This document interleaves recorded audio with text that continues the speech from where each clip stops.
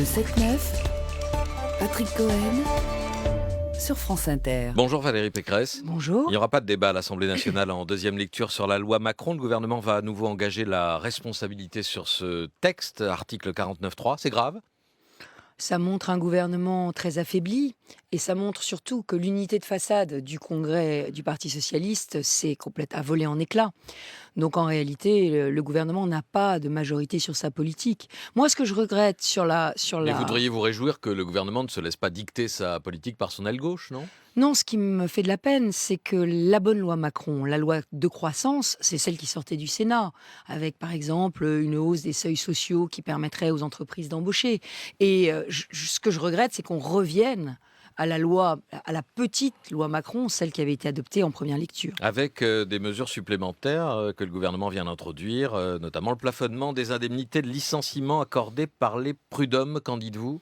J'y suis favorable. J'y suis favorable parce que pour avoir été encore tout récemment passé plusieurs jours dans une PME du Val d'Oise, je me suis rendu compte à quel point les chefs d'entreprise étaient paralysés dans leurs décisions d'embauche par cette peur irrationnelle des responsabilités morales et financières qui leur incomberaient en cas de licenciement. Donc le gouvernement a raison de vouloir aller vite pour que cette mesure, entre autres, puisse être appliquée Oui, mais en même temps, je crois que tout ça n'est pas à la hauteur de l'enjeu. On a 3,5 millions de chômeurs, 5 millions si on prend ceux qui subissent du temps partiel.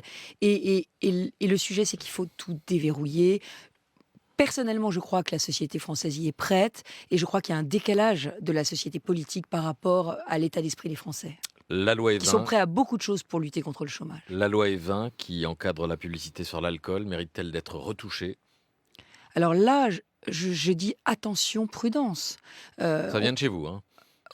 Ça vient d'un sénateur des Républicains. Écoutez, voilà, je suis d'une famille de viticulteurs, donc je ne peux pas être soupçonnée de ne pas aimer le vin et de vouloir le défendre en tant que produit du terroir. Mais je suis aussi en charge au conseil régional des lycées, et ce que je vois arriver comme montée des addictions, et notamment des addictions alcooliques dans la jeunesse, est très inquiétant. J'ai proposé d'ailleurs dans la loi santé qu'il y ait un référent dans tous les établissements du secondaire, collège et lycée sur ces addictions pour qu'on lutte contre le binge drinking, mais aussi contre le fait que certains élèves vont en cours en étant alcoolisés.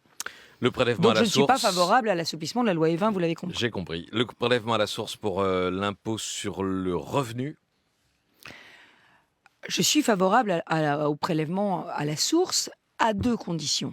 Que ce ne soit pas une occasion pour le gouvernement d'augmenter les impôts subrepticement, et que ce ne soit pas non plus une occasion pour remettre en cause le quotient familial et la familialisation de l'impôt, qui fait partie de la tradition française et qui est déjà assez mise à mal par le gouvernement. Donc sous ces deux conditions, en cas d'alternance, les Républicains pourraient maintenir le processus qui va être lancé par le gouvernement et qui doit aboutir en 2018. Je ne peux pas m'engager pour les Républicains, mais en tant que ministre du Budget, j'avais pris cette position déjà.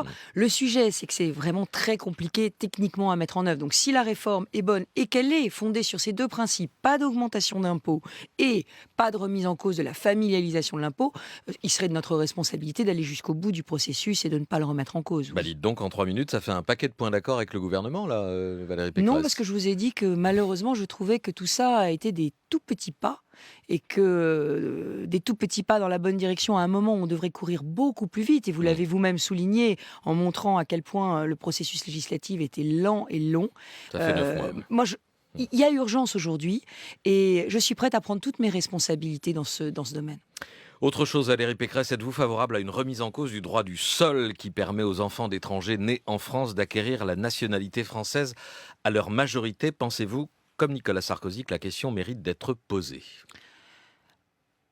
Le droit du sol, ça fait partie de la tradition française et moi je suis favorable à son maintien. Mais je suis favorable à ce qu'on passe d'un système de droit du sol automatique, où à 18 ans on devient automatiquement français, à un droit du sol volontaire. C'est-à-dire qu'en réalité, à 18 ans, le jeune qui est né en France fasse la demande de nationalité et qu'on puisse vérifier à la fois qu'il adhère aux principes républicains et qu'il a vraiment envie de cette nationalité française. Parce Ce qui que était prévu dans les lois Pasqua de 93. voilà, ce serait un retour au système de la loi Pasqua, mais je crois qu'aujourd'hui c'est devenu nécessaire parce que malheureusement on entend s'exprimer trop souvent en France une forme de haine de notre pays et qu'on a besoin d'avoir cette déclaration d'amour de tous ceux qui veulent devenir français. Pourquoi rouvrir le débat et consulter les militants?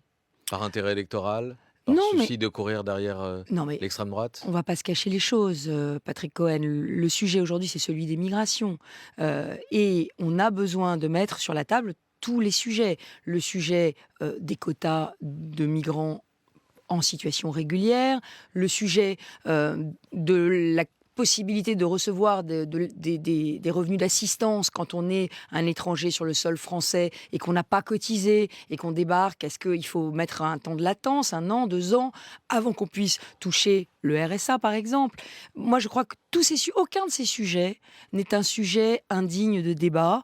Aujourd'hui, si nous voulons avoir une politique qui soit une politique équitable et ressentie comme telle par les Français, on est obligé de mettre tous ces sujets en débat. Et il faut aussi débattre de tous les abus. On parlait de... Le droit du sol, ça concerne 25 000 personnes, 30 000 au maximum chaque année, pour l'acquisition de la nationalité française. Mais c'est une question de principe pour moi. L'idée de manifester sa volonté de devenir français et son adhésion au principe de la République est une question de principe. Mais je ne serais pas hostile à ce qu'on mette la même condition lorsque on a un conjoint de Français qui devient lui aussi automatiquement, au bout d'un certain temps, français, qu'on puisse lui demander s'il adhère vraiment aux valeurs de la République, s'il a vraiment envie de devenir français, s'il maîtrise la langue. Il faut consulter les militants des Républicains là-dessus. Aucun débat dans un parti politique ne doit être tabou et aucun débat ne doit être ficelé d'avance. Bien entendu, il faut consulter les militants, mais bien entendu aussi, il faut que nous ayons chacun en conscience, que nous exercions nos responsabilités en conscience. Sur le droit du sang... Alors pourquoi pas la peine de mort ? Non mais attendez, sur le droit du sang, moi je ne suis pas favorable à la peine de mort, je le dis très clairement. Mais Non mais est-ce qu'il faut consulter les militants aussi là-dessus, puisqu'on remet en cause des principes dont vous avez dit qu'ils étaient... Si vous voulez qu'il n'y ait plus du tout de militants dans les partis, continuez à ne les consulter sur rien. Comme ça on est sûr qu'il n'y aura plus de partis politiques, on fera des assemblées citoyennes et on ne consultera plus personne sur rien. Vous savez très bien quel est l'effet généralement produit par les consultations de militants, où ce sont les franges les plus militantes, justement par définition, les plus radicales qui... s'exprime et qui l'emporte. Eh bien, je crois qu'un leader politique tire justement sa noblesse ou j'allais dire son rôle, son utilité sociale du fait que justement il montre une voie et qu'il suscite l'adhésion. Voilà, il suscite l'adhésion sur une voie qui n'est pas forcément la voie du populisme ou la voie de la démagogie. L'Île-de-France, la bataille régionale, votre principal concurrent Claude Barthelone lance sa campagne ce soir à Créteil. Il a souhaité récemment un rééquilibrage entre l'Est et l'Ouest de l'Île-de-France. Il l'a dit à Puteaux, l'une des villes les plus riches de la région, grâce aux millions du quartier de la Défense. Est-ce qu'il faut un peu plus d'argent à l'Est, dont Claude Barthelone est issu, et un peu moins à l'Ouest, où vous êtes élu, Valérie Pécresse? Mais vous savez, moi, je ne divise pas l'Île-de-France. Pour moi, il y a des fractures. Il y a des fractures. Toute seule. Non, mais attendez, il y a des fractures à l'est, il y a des fractures à l'ouest. Trappes est à l'ouest, Fontainebleau est à l'est. Donc le sujet, il est beaucoup plus complexe que celui-là. Et en opposant une Île-de-France à une autre, on ne fait que diviser. Ce que je veux, c'est rassembler et c'est réparer toutes ces fractures. Le sujet, vous me parlez de rééquilibrage à l'est. C'est un antienne qu'on entend depuis 17 ans. Le sujet, c'est qu'on n'a rien fait pour ce rééquilibrage. Et surtout, je vous donne un seul chiffre. La région Île-de-France donne 91 € par habitant et par an à la Seine-Saint-Denis. Elle donne 29 € par habitant et par an à la Seine-et-Marne. Donc le sujet de ce rééquilibrage à l'Est pourrait s'entendre de manière différente. Un rééquilibrage vers le rural, par exemple, au détriment de l'urbain qui est massivement subventionné. Ne parlons plus de l'Est et l'Ouest, mais simplement des communes très riches qui ont des mannes versées par la taxe professionnelle des entreprises. Patrick et puis Cohen, des communes pourquoi les pauvres. villes sont-elles riches? C'est aussi parce que quelquefois, elles ont eu des bons élus à leur tête qui ont développé l'activité économique et qui ont su en tirer parti. Donc le c'est pas sujet, la mairie il est plutôt beaucoup qui a construit plus... la Défense, mais... Il y a eu un jour une vision... Pardon. Dans les années 80, il y avait une ceinture rouge en Île-de-France qui était communiste et qui allait des Hauts-de-Seine jusqu'à la Seine-Saint-Denis en passant par le Val-de-Marne. Et quelques années plus tard, quelques dizaines d'années plus tard, avec des politiques différentes, on a d'un côté la défense et de l'autre côté des territoires qui sont beaucoup plus pauvres et beaucoup plus déshérités. Prenons la Seine-Saint-Denis, puisque vous me parlez de la Seine-Saint-Denis. Il y a un développement économique assez spectaculaire et récent de la Seine-Saint-Denis. Comment se fait-il que ce développement économique se soit fait sans que ça profite à l'emploi des séquano-dionysiens? Comment se fait-il qu'on puisse développer un territoire sans donner de l'emploi à ses habitants? C'est des questions qu'on va poser dans la campagne. Valérie Pécresse, invitée de France Inter. On vous retrouve dans quelques minutes avec les questions de nos... France Inter. Le 7-9. Intervenez. Intervenez au 01 45 24 7000. Denis nous appelle d'Alsace, du Haut-Rhin. Bonjour Denis. Oui, bonjour. Nous écoutons. Bonjour. Bonjour.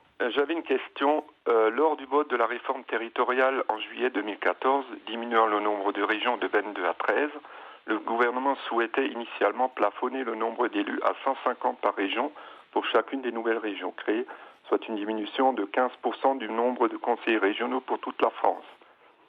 Un certain nombre de députés de grandes régions ont protesté et on souhaitait, dont vous, Madame Pécresse d'ailleurs, et on souhaitait ne pas renoncer aux 209 élus régionaux en Île-de-France. Je voudrais savoir pourquoi vous refusez ce plafonnement. Vous avez refusé ce plafonnement. Et est-ce que vous ne pensez pas que les économies commencent aussi par les élus?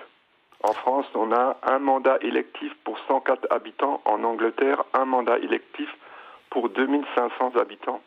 Merci pour cette question précise, Denis. Valérie Pécresse. Non, mais vous avez raison sur le principe, il faudrait moins d'élus, mais justement, d'ailleurs, je me suis complètement opposée à la loi territoriale en ce qu'elle crée une métropole du Grand Paris, qui est une nouvelle collectivité qui va réunir Paris et la Petite Couronne, qui va donc créer des nouvelles fractures en Île-de-France, puisqu'il y aura ceux qui sont à l'intérieur, les 7 millions de la métropole, et ceux qui sont à l'extérieur, les 5 millions, et qui s'apprêtait à créer 356 élus supplémentaires. En revanche, moi, mon discours, c'était de dire ne créez pas cette métropole avec ses 356 élus, laissez-nous la région et dites que l'Île-de-France, c'est la métropole. Et en revanche, sur les 200 élus d'Île-de-France, il faut savoir que 208. 209. Nous avons 70 000... Nous avons une région de 12 millions d'habitants avec 209 élus. Donc ça fait un ratio, là je vais me tromper, mais à peu près de 60 000 électeurs par élu. Ah oui, et c'est mais deux fois... Attendez, les conseillers généraux. C'est deux fois plus que dans certaines autres régions. Le sujet, c'est simple. Je vous donne un exemple. On a 470 lycées en Île-de-France, un peu plus, 472. 472 lycées dans lesquels il faut qu'on siège. 2 conseillers régionaux par conseil d'administration. Ça veut dire que nous avons à pourvoir 800 sièges. Ça veut dire que chaque conseiller régional, on est donc 209, a 4 conseils d'administration à assurer dans des lycées. Donc, et on nous disait dans la loi qu'on allait nous donner les 800 collèges. Donc si vous voulez, le problème, c'est qu'à un moment donné, moi je veux bien qu'on fasse de la démagogie sur le nombre d'élus, mais si vous avez 400 lycées et que vous avez 200 conseillers, bon, ça va à peu près. Si on nous en enlève encore 50, on n'y arrivera plus. Donc moi, ce que je préfère, c'est une collectivité identifiée, avec beaucoup de compétences, claires, assumées, et pas un millefeuille à 5 niveaux, commune, intercommunalité, département, métropole, région, que j'appelle plus le millefeuille d'ailleurs, que j'appelle la pièce montée francilienne. Denis, vous avez été convaincu par les arguments de Valérie Pécresse. Supprimons les 356 élus. Oui, vous êtes là, Denis. Oui, excusez-moi.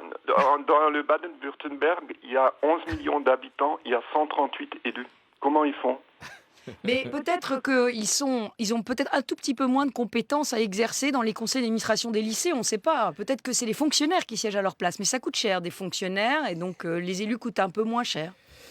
Puisque vous avez abordé le sujet, Valérie Pécresse, qu'est-ce qu'on fait de la métropole dont Claude Barthelone vient de dire qu'il était prêt à se prononcer en faveur d'un report de la mise en place. Tous les candidats régionaux sont contre la métropole, puisqu'ils sont pour la région. Oui, donc, non mais là, ils seront d'accord. Je souris parce que vous savez pourquoi la métropole a été créée. Ou plutôt pour qui ? Non, Elle avait été créée à l'origine pour Claude Barthelone. L'idée, c'était d'avoir Anne Hidalgo, maire de Paris, Claude Barthelone, président de la métropole, ce qui permettait de supprimer les Hauts-de-Seine, de faire une grande métropole qui était censée être de gauche, et ensuite et de la bunkeriser parce qu'il y avait une petite crainte de perdre la région Île-de-France. Donc tout ça était une manœuvre totalement politicienne, et aujourd'hui que Claude Barthelone a perdu la métropole, puisque la métropole... Il y avait une cohérence de faire une grande métropole avec cette agglomération. Non, il n'y a aucune cohérence à couper l'Île-de-France sans y mettre Roissy, sans y mettre Saclay, sans y mettre les villes nouvelles de Delouvrier et sans y mettre l'apport humain de la Grande Couronne. Aucune logique à ça. D'ailleurs, c'est bien simple, Orly était coupé en deux par la métropole, puisqu'il y a une partie d'Orly qui est dans l'Essonne. Donc le sujet était juste politique, et d'ailleurs on le voit aujourd'hui, puisque miraculeusement, mon adversaire socialiste n'est plus favorable à la métropole qui est passée à droite, et devient favorable à la région. Bon, dans Voilà. un monde Donc idéal, la vérité, Valérie Pécresse, en dehors de toute considération politicienne, Oui. dans un monde idéal, Mais dans un monde il idéal, faudrait on un grand Paris simplifie. comme il y a Mais non. un grand Londres, comme il y a d'autres, comme la plupart des grandes Mais Patrick métropoles européennes sont gouvernées par Faire sauter le des grandes périphérique, entités. Patrick partout, Cohen, quoi. écoutez Denis qui vient de nous appeler. Oui. Aujourd'hui, écoutez François Hollande quand il parle. Il faut un choc de simplification. On ne peut pas... Ce qu'a fait Gérard Collomb à Lyon est tout à fait ce qu'il faut faire. Il a supprimé les intercommunalités. Il a fait une métropole où il n'y a plus qu'une seule niveau au-dessus des villes. Nous, il faut qu'on simplifie.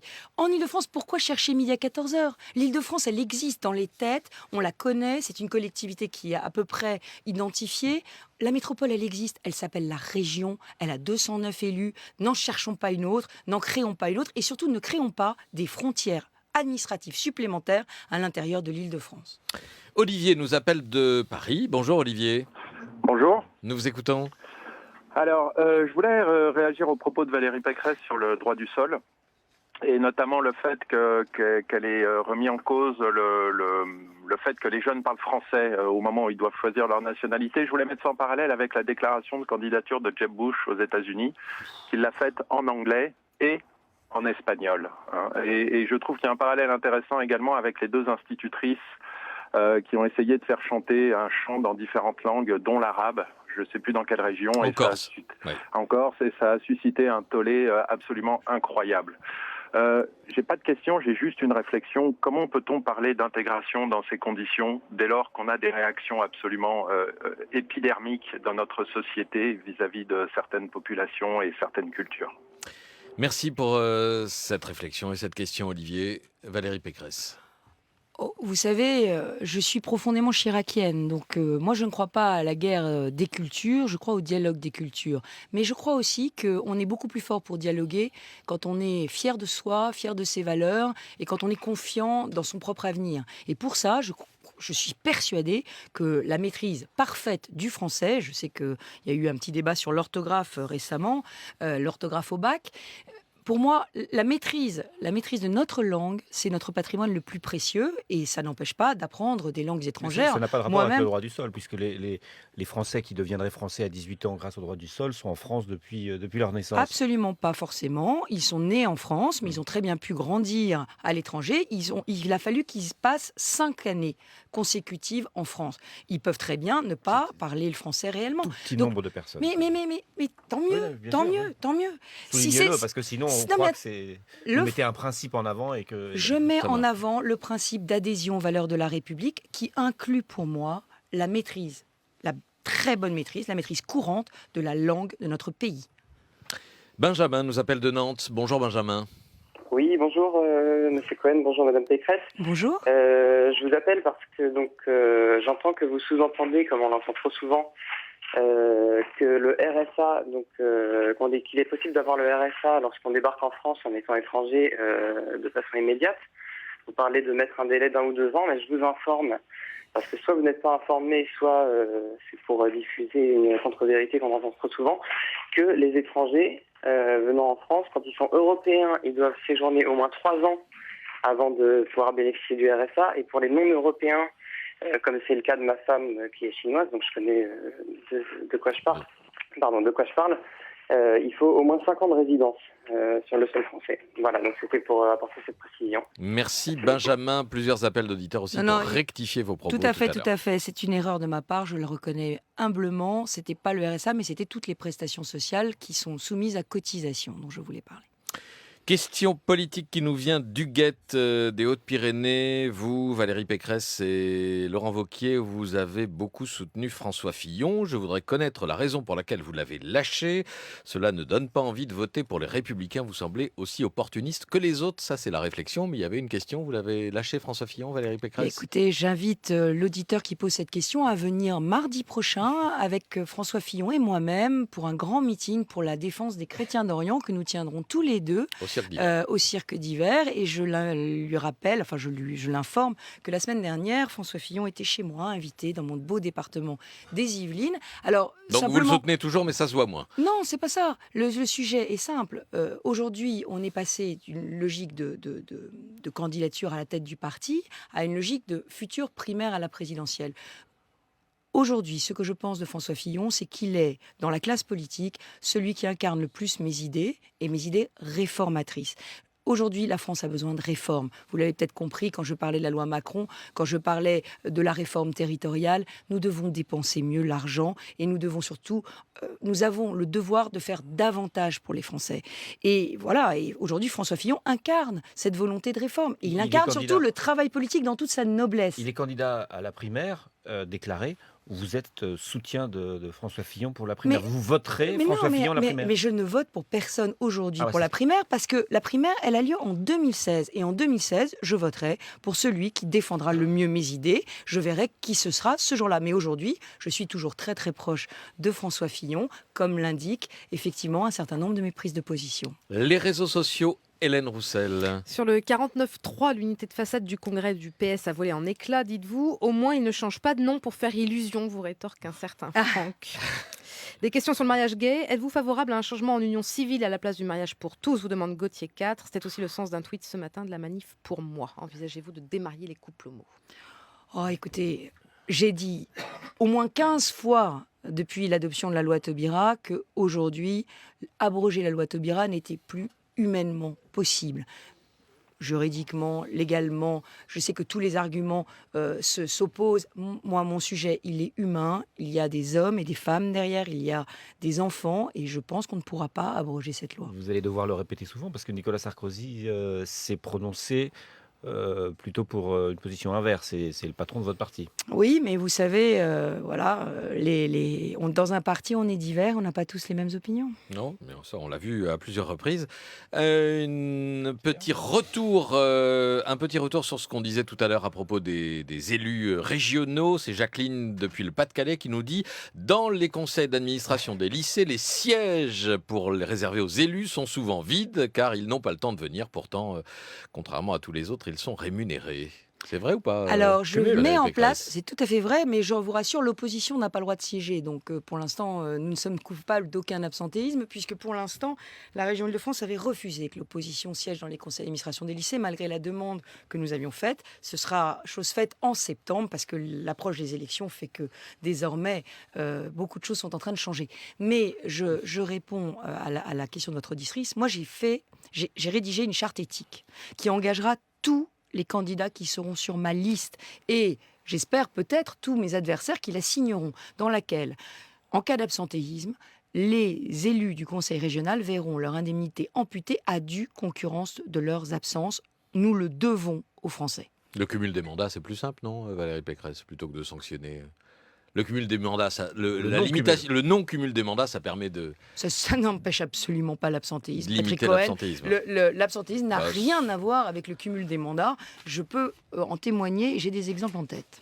Valérie Pécresse, c'était notre invitée. Merci d'être venue au micro de France Inter.